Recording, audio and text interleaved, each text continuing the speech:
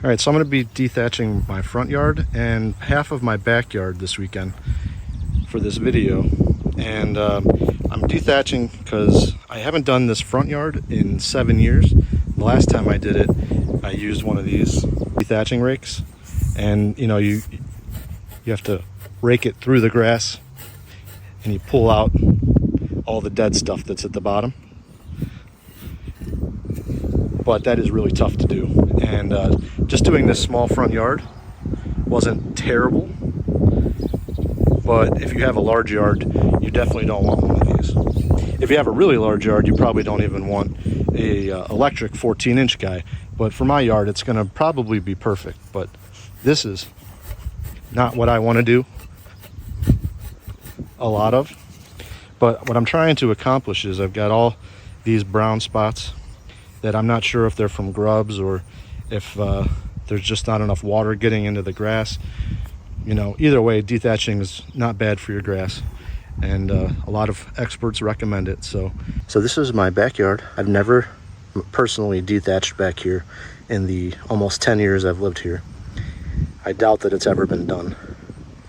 But we're going to try to dig up a small square here and see if we can measure the thatch layer.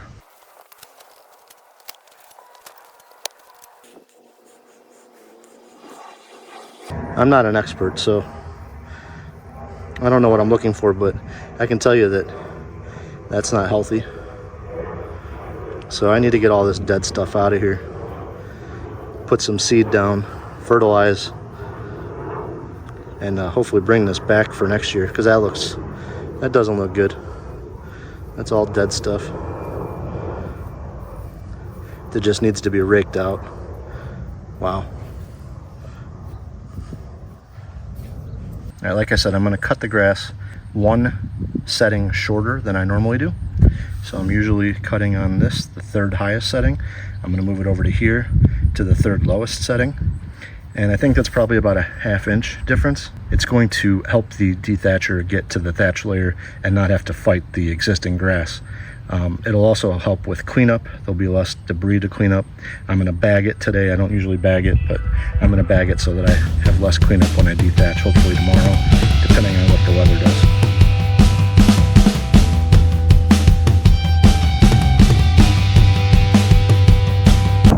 does. So this is my front yard. I'm going to be dethatching today. I'm going to be doing my side yard and my entire front yard, including the tree lawn. And if you subtract the sidewalk, it's about 1,500 square feet. So we'll time it and see how long it takes to do this. I'm excited to see how beneficial this is. I'm going to post a picture here of when I dethatched by hand 7 years ago and show you how big the pile was that time, and then see if today's pile is much larger. I forgot to hit record on my first lap around the front yard.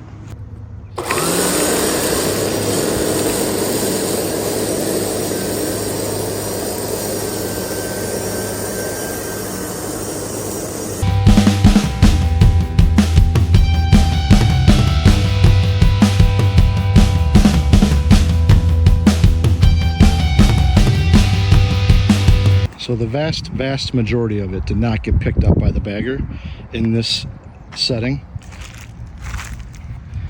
Third highest. It left a lot behind to rake up. But I got the whole front yard done. And in interest of saving my neighbor's ears, I'm gonna go do my backyard before I clean this up and reseed or overseed. That's a lot to rake. So here's my plan for the backyard. My house is right here. My backyard keeps going back there. I'm only going to dethatch on the left side of this line. I've got a camera set up here to keep an eye on it. But I'm going to dethatch here on this side and not on that side. And then everything else that I do, I'm going to do exactly the same. I'm going to overseed both, the whole yard. I'm going to water the same. I'm going to fertilize the same. The only thing that'll be different is I dethatched on the third highest setting. So this will be the dividing line, and hopefully we'll be able to see a vast improvement. That's what I'm hoping for. And we'll see. It'll take a while, but that's the plan. I don't know if you could tell in the front yard portion of the video, but I really struggled with what pattern to use to keep the extension cord out of my way the most. And what I find is so far most effective is that you want the cord to be coming from the direction you're starting. So you're pulling the cord with you as you go back and forth. Otherwise, you just keep getting tangled up in it, and you're constantly trying to throw it out of the path of the machine so you don't cut it. So it takes a little trial and error, but so far so good. It really pulls itself along. You don't have to push it very hard at all. It's not self-propelled, but just the action of the tines digging into the soil and trying to get out the thatch really pulls it along by itself. So let's do this back section.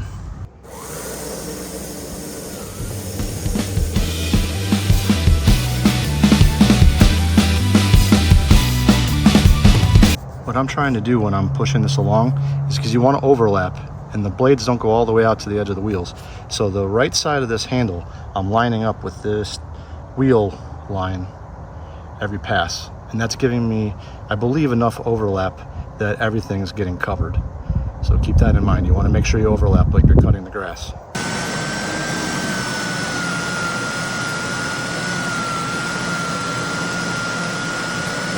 Now, I don't advise doing this, but just for the sake of video, we're going to see what it looks like when it's running. I'm wearing safety glasses.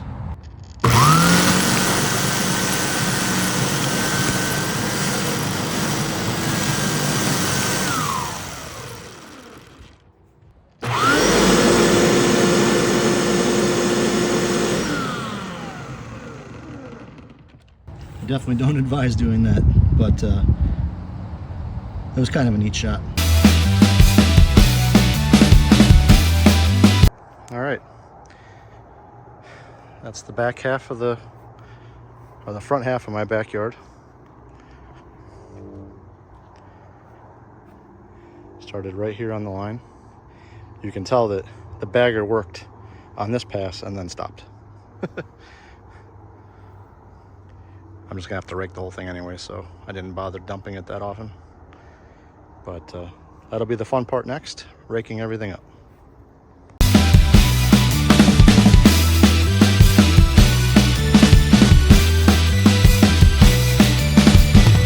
So this tarp is, I think, 7 feet by 9 feet. And that's the pile I collected. That's probably about 90+% of what was removed. It's really not easy to rake all of it out, but you can see that a lot of it is just undesirable stuff. This is all dead, probably from the grubs I've got, but there's a lot of weeds in here too, especially in the backyard. So I got this all raked up. It's starting to get dark out, so I'm not going to get to overseed tonight. I'm going to rake up the backyard, get all this put into brown bags for the garbage men, and tomorrow on my lunch break I'll come out and seed and set up sprinklers. But this is what the front yard looks like now after running over with the Dethatcher, again on the 3rd highest setting.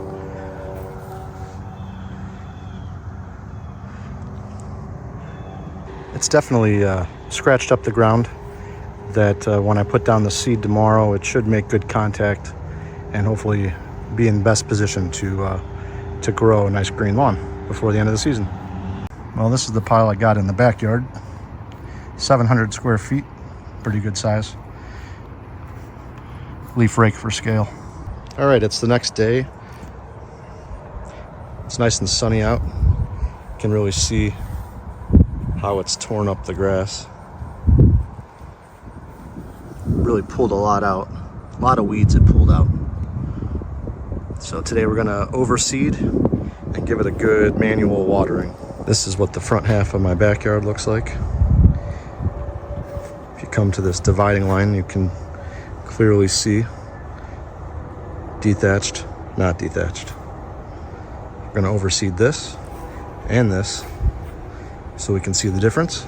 Now, one thing that I was really hoping this would help with is this Creeping Charlie ground ivy that has overtaken my backyard, and no matter what products I put down, it seems to spread every year. And you can see this was all looking like that. It tore out a bunch of it, a lot. And I'm hoping that it really ripped out some of the root system and maybe it won't thrive as much. Guess I won't know until next year, but it did look like that. It's significantly better already. So keep an eye on that as we go along. And these are my test plots. Again, that was the Scarifier, the Dethatcher, and the manual rake. We're gonna overseed this also and keep tabs on it. So today I'm gonna put down this Stay Green Sun and Shade grass seed. I bought this because it's seed and starter fertilizer in one. I had a friend of mine used a previous generation of this product and had great success. So I wanted to buy this specific product for that reason. I'm going to use my Scott's Turf Builder Edge Guard Mini to put this down. This is perfect for smaller yards. My yard's about 5,000 square feet, maybe a little more. And this does the job. Anything bigger would just be overkill. So you always want to make sure you follow the directions. Step one is the prep. And it says when you're overseeding, to mow the lawn using the lowest setting, which I wasn't quite that low because I would scalp my grass if I went to the lowest setting, and to rake out debris, which we accomplished with the Dethatcher. We're going to apply it with a rotary spreader, and then we're going to water it immediately. We're going to water it every day to make sure it stays wet. And then it says after it's 1 to 2 inches tall, we can begin watering every 3 to 5 days. The settings say for my Scott's broadcast spreader, for overseeding, I'm going to use the number 8.5 on the dial. So I'm going to come in here and change this to 8.5, and that changes how much that opens. If I go to a 2, you'll see it doesn't open very much at all. But at an 8.5, it opens a lot, allowing a lot of seed to flow through.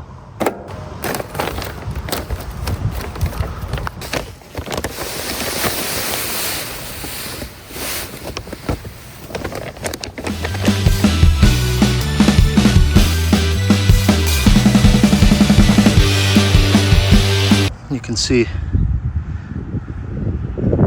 the grass seed down in there. And it's like that everywhere. This is some really bare areas. I'm going to come through here with the back side of a garden rake and try to rake it into the soil a little bit. Hopefully hide it from the birds a little more. Same right here. My application in the test areas was a little more liberal. There's a lot of seed in there. So hopefully we get a good test out of this and see what happens. So we're gonna get some water on all of this now. When you have loose soil, you want to rake it in like this with the back of the rake. It's gonna get that soil sort of incorporated with the seed, or the seed incorporated with the soil. It's gonna keep birds from getting all of it. I don't know if they'll eat this coated stuff, but it's just good practice either way. You could cover this in straw, and that would help too. Now I'm going to water my whole yard by hand using just a nozzle on the end of my garden hose. And I'm doing it by hand because you just can't get to every inch of your yard with a sprinkler that well. It would take me multiple times moving the sprinkler to get it all, and I want to make sure that each time I water that I'm just getting all that seed wet. I'd like a nice deep soak, but more important to keep the seed wet so it doesn't dry out. Then it'll stop germinating. Before I water, I'm going to blow off the driveway and sidewalk to make sure all that seed that I spread is in the grass and not on the driveway.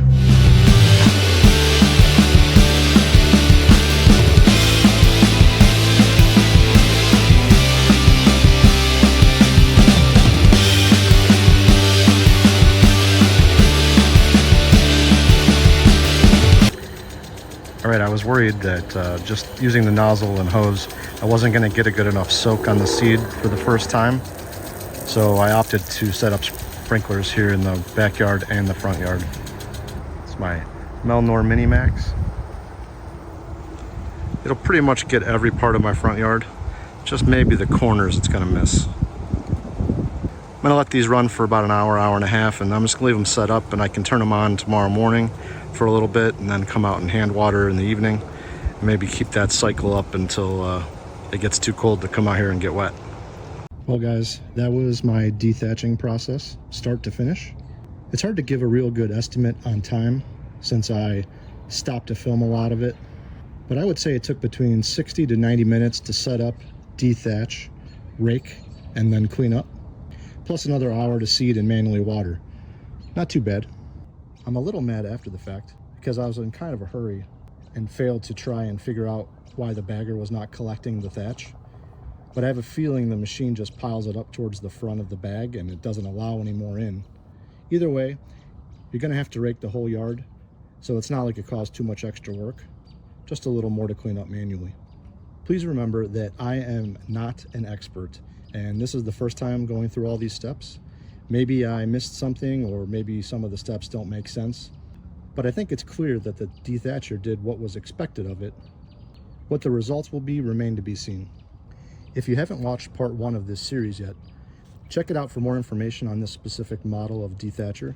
I'll put a link in the description along with information on all the products I used. Later this year, I will release an update, part 3, with what my yard looks like after the grass comes out of dormancy and going through the spring green up period. I'm really hoping to see some noticeable differences.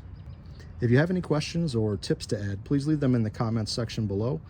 If you liked the video, it would really help the channel if you'd give it a thumbs up. And if you want to see part 3 of this series, you should make sure to hit the subscribe button. I hope you found this video helpful. Thanks for watching.